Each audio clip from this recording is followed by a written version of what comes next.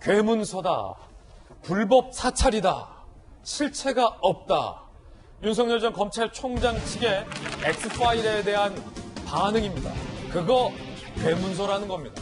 만약에 이 괴문서 작성에 여당과 공기관이 개입돼 있다면 불법 사찰이다라고도 반격했습니다. 이에 대한 여당의 대응도 만만치 않습니다. 오늘 1라운드가 바로 이겁니다.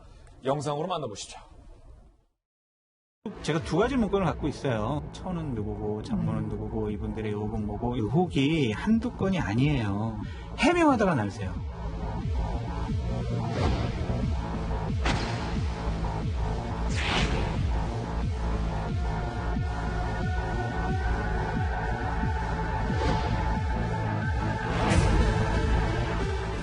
저도 그 요약된 거 비슷한 걸 보긴 봤는데요. 그냥 발가벗는다는 심정으로 모든 의혹이나 모든 질문에 대해서 답해야 합니다. 왜 하필 이 시점에 이게 나와가지고 결국에는 새로운 후보를 옹립하기 위한 작업이다, 작전이다라는 생각이 듭니다.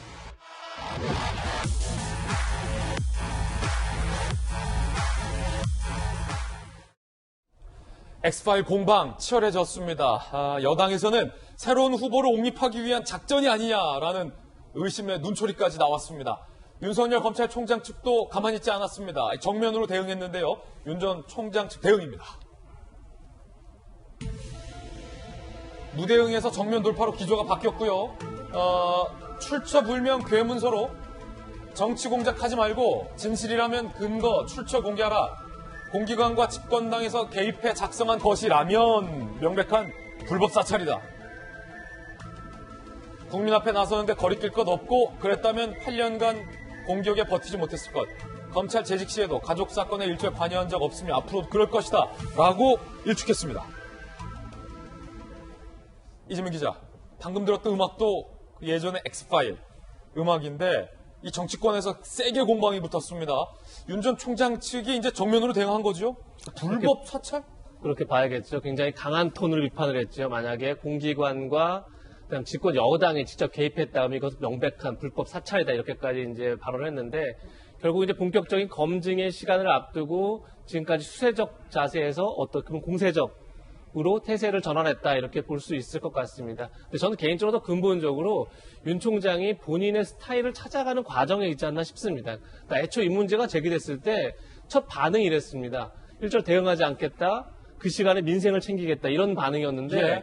사실 어떻게 보면 그건 윤 전 총장의 스타일이 아니죠. 그러니까 국민들이 윤 전 총장에게 봤던 모습, 윤 전 총장이 어떻게 보면 국가의 지도자로 부상했던 것은 굉장히 당당한 배짱 이런 거 아니겠습니까? 애초부터 어떻게 보면 어떤 의혹이라도 제기되면 거기에 대해서 한 점 의혹을 남기지 않고 당당하게 밝히겠다 이렇게 하는 게 오히려 더 윤 전 총장 스타일이었는데 그렇지 않았다. 첫 대응이 오히려 그런 게 전 문제였다고 보고 그래서 자기 스타일 찾아가는 건데 결국 윤 전 총장이 지금 최근 많은 전원 정치다, 흔히 또 차차 밝히겠다, 윤차차다, 이런 얘기를 듣는 것 자체가. 윤차차요? 그렇죠. 차차 앞으로 본인의 행보를 보여주겠다, 이렇게 얘기하면서. 근데 그 어떤 전원 정치를 다른 사람을 통해서 말이 나왔기 때문에 문제가 아니라 윤 전 총장의 스타일이라는 게 어떻게 보면 라임 사건 때 추미애 전 장관이 라임 펀드 문제와 관련해서 수사와 관련해서 검사 술접대를 무마하려고 했고 야권 인사의 수사를 무마하려고 했다. 이때 윤 전 총장은 한마디 정리했습니다. 중상모략이다 이렇게 정리한 거죠.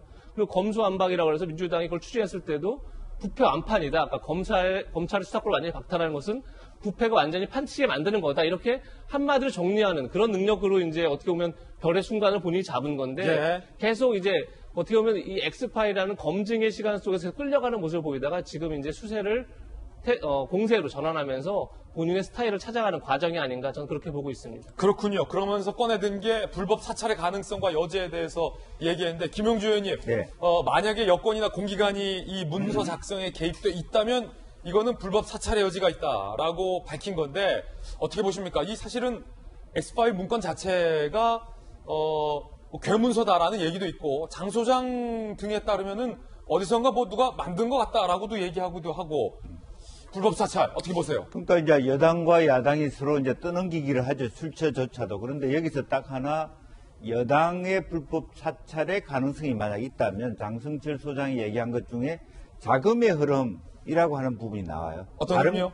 자금의 흐름. 자금의 흐름. 그러니까 누군가의 계좌를 들여다볼 수 있는 건 야당이 할 수 있는 일이 아니죠. 예. 이제 그러다 보니까 어떤 정부와 관련된 공기관이 할 수 있다. 금융위원회가 할 수 있든지 뭐 혹은 어디서 할 수 있다라는 뭐 여러 가지의 어떤 조사기관이 할 수 있다라고 하는 건데 이제 그렇기 때문에 이게 불법 사찰의 가능성이 있다. 이렇게 이제 윤 전 총장 측에서 공격할 수 있는 빌미가 될 수 있는 거죠. 네. 근데 사실은 어제 제가 장성수 초장한테 물어봤어요. 이게 장 수장을 만나서 물어봤어요, 예, 직접. 자금이 누구 자금이냐, 윤 총장 자금이냐, 윤 총장 자금은 아니다 그래요.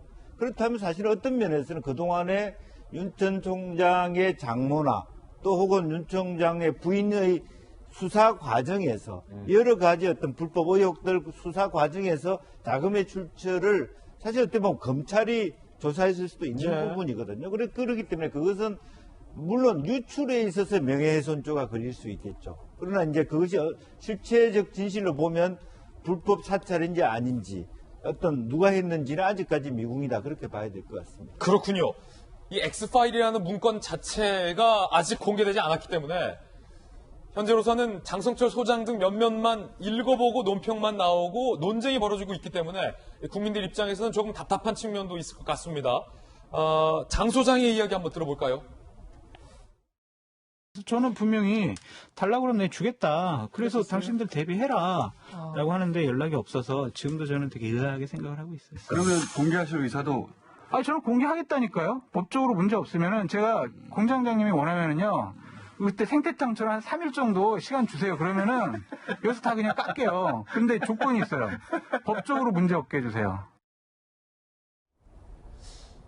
국민의힘의 전신인 사실은 새누리당 그 이전부터 당대표의 보좌관 출신 장성철 소장의 발언이었는데 전직 비대위원께서 보시기에는 어떻습니까? 이 발언. 3일만 달라. 법적으로 문제 없다면 뭐 뉴스공장에서 다 까겠다라는 등의 발언.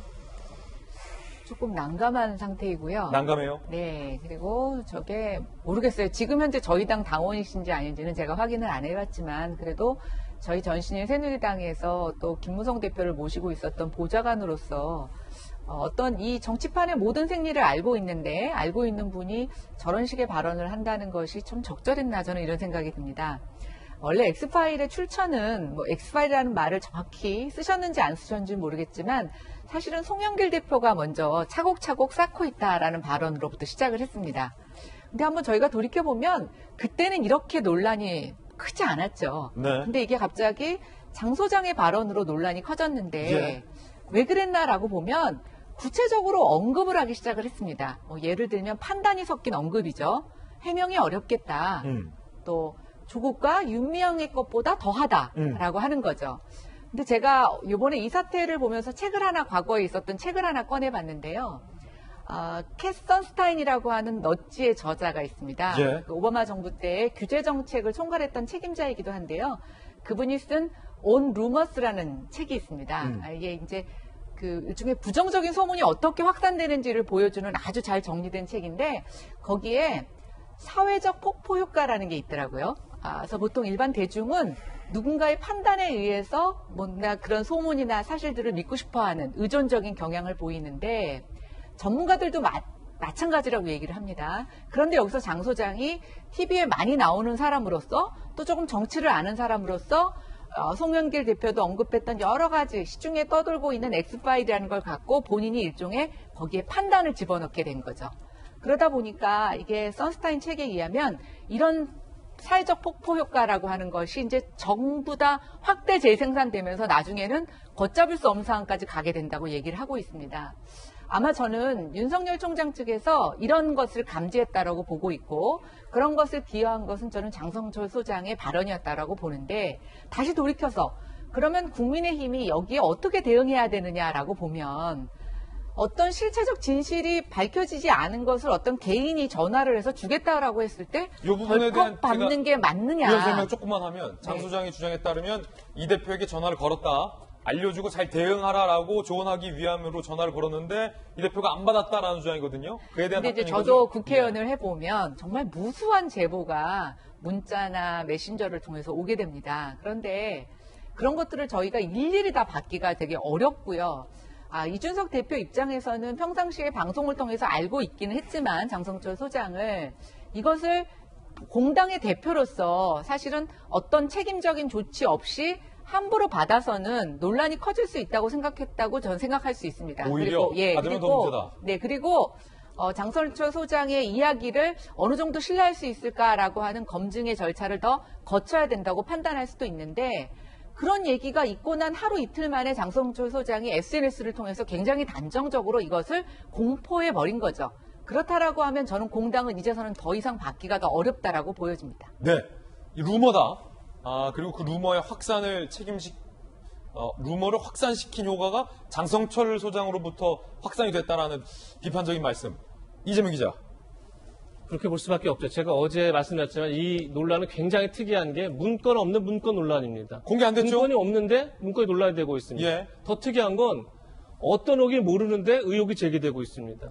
지금 장성철 소장이 너무 무수한 많은 의혹이 있어서 방어하기 힘들다는 겁니다. 예. 무슨 의혹이죠? 단 하나가 제기된 게 없습니다.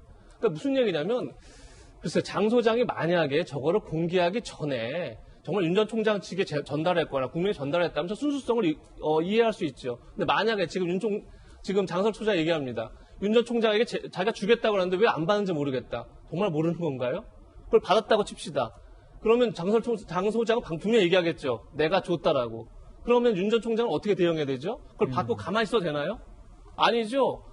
전체에 대해서 또 해명을 해야 되죠. 그러면 그야말로 실체도 출처도 확인되지 않은 의혹에 대해서 일일이 해명을 하면서 장 소장 말 그대로 의혹에 갇히게 되죠. 예. 그거 안에 날 새게 되죠. 그걸 지금 윤 전 총장한테 하라는 겁니까?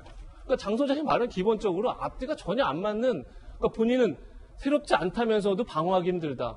그리고 본인은 의혹이 무수히 많다면서도 이거 받아서 너희 의혹 다 해명하라. 그러면서 윤 전 총장을 돕고 싶은 마음에 하는 거다. 설명이 전혀 안 되는 거죠. 저걸 몰라서 저렇게 얘기하는 건가요? 저 순수성 자체가 굉장히 좀 의심받을 수밖에 없고 그렇기 때문에 국민의힘 입장에서도 저걸 받을 수 없다. 저는 개인적으로 보고 있습니다. 이재명 기자의 강력한 돌직구 발언.